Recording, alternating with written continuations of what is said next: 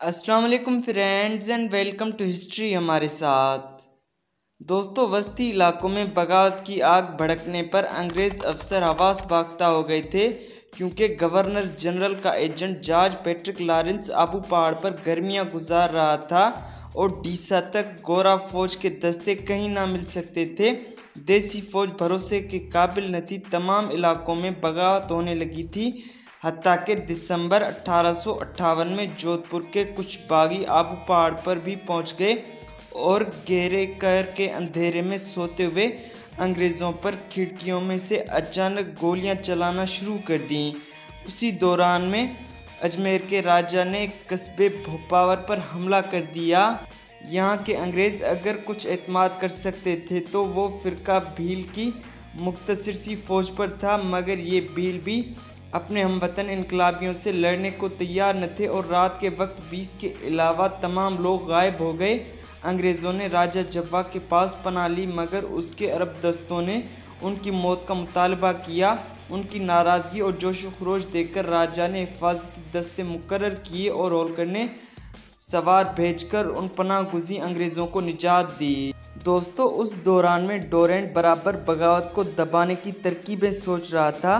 उसने वुडबर्न पर जोर डाला कि वो मालवा पर चढ़ाई करे, मगर बेचारा अपनी ख़राब सेहत का बहाना करके इस्तीफ़ा दे गया। तो 12 जुलाई 1857 ईस्वी को मुंबई कालम ने मेजर स्टुअर्ट की सरकर्दगी में असीरगढ़ होकर मऊ पर बढ़ना शुरू कर दिया और 22 जुलाई 1857 ईस्वी को असीरगढ़ पहुंचा। डोरेंट भी यहां से मिल गया और उनकी मुश्तरका फ़ौजों ने 2 अगस्त 1857 ईस्वी को मऊ फतह किया। जैसे जैसे मौसम सुधरता गया, ये अंग्रेज़ी फ़ौजें धार की तरफ बढ़ने लगी, जो रियासत धार की राजधानी था। 22 अक्टूबर 1857 ईस्वी को डोरेंट की रहनुमाई में ये फ़ौजें यहाँ पहुँची। बहादुर इनकलाबी मुकाबले पर डट गए। अंग्रेज़ी फ़ौजों ने महल को घेर लिया, मगर कबल इसके कि उसे फतह किया जाए, तमाम इनकलाबी खुफिया तरीके से निकल गए और अंग्रेज़ों के हाथ न आ सके। अलबत्ता कमसिन राजा उनका इस्तकबाल करने को निकल आया। उसका किला मस्मार कर दिया गया और जायदाद जब्त कर ली गई। धार को ख़त्म करके उन अंग्रेज़ी दस्तों ने मंसूर की तरफ मार्च किया, जो शहजादे फिरोज शाह का हेड क्वार्टर था। घेरवा पर शहजादे की फ़ौज को शिकस्त हुई और मंसूर में उसकी पोजीशन कमज़ोर हो गई। उस दौरान में राजपूताना भी खामोश न था। जहाँ के राजा तो वफादार थे, मगर अवाम और फ़ौज अपने वतन और देश की आन पर मर मिटने के लिए तैयार थी। अजमेर जेल में एक मामूली सी बगावत हुई, जो जल्द दबा दी गई। दिसंबर में आबू पहाड़ के अंग्रेज़ पुरस्कार तरीके पर गोलियों का निशाना बने और मुजरिम हाथ न लगे जो ईरनपुर में आ गए थे।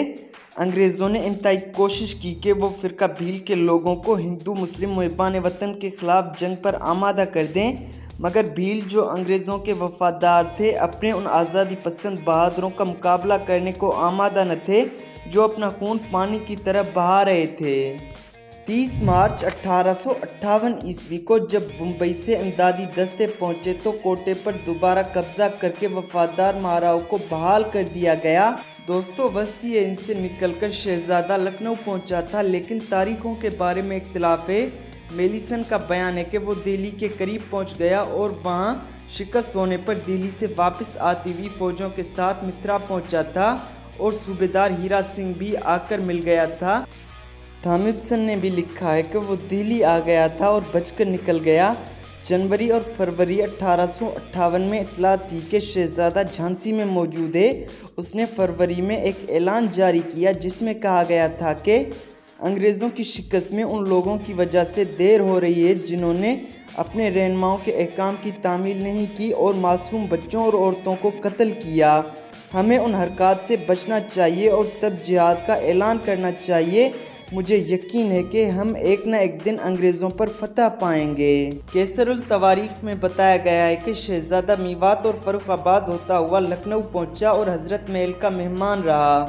दोस्तों, रामगढ़ ज़िला मंडला की एक छोटी सी जागीर है, मगर यहाँ की दलेर रानी तारीख सफ़ात पर अपना नाम छोड़ गई और दुश्मनान वतन के मुकाबले में उसने शुजाअत व बहादुरी की मिसाल कायम की है। 1850 ईस्वी में यहाँ के जागीरदार लक्ष्मण सिंह के मरने पर उनके बेटे की कंपनी का बहाना करके कंपनी ने ये जागीर जब्त कर ली। रानी ने इस पर एहतजाज किया मगर बेकार साबित हुआ। मजबूरन रानी ने बराह रास्त कार्रवाई का फैसला किया। उसने तहसीलदार को निकालकर तमाम इंतज़ाम खुद संभाल लिया। उस ज़माने में शंकर शाह की जालिमाना मौत ने रानी को और भी मुश्तैल कर दिया, क्योंकि वो उनको एहतराम की नज़रों से देखती थी। उसने अवाम को बगावत पर आमादा करना शुरू कर दिया। रामगढ़ की मोर्चाबंदी शुरू कर दी। खुद फौजी लिबास पहना और घोड़े पर सवार होकर अपने फौजियों का दिल बढ़ाने लगी। 1 अप्रैल 1858 ईस्वी को जब बाल्टिन की रहनुमाई में अंग्रेज़ी फौजें मंडला से रामगढ़ की तरफ बढ़ीं और 2 तरफ से हमला आवर हुई, तो रानी चूँकि उस हमले की ताब न रखती थी, इसलिए पसपा होना पड़ा। लेकिन अंग्रेज़ी फ़ौजों को जंगलों में काफ़ी परेशान किया। आखिरकार अंग्रेज़ी फ़ौजों ने बहादुर रानी को चारों तरफ से घेर लिया।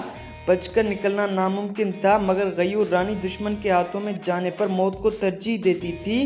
उसने अपने एक साथी से तलवार लेकर अपने सीने में पेवस्त कर ली।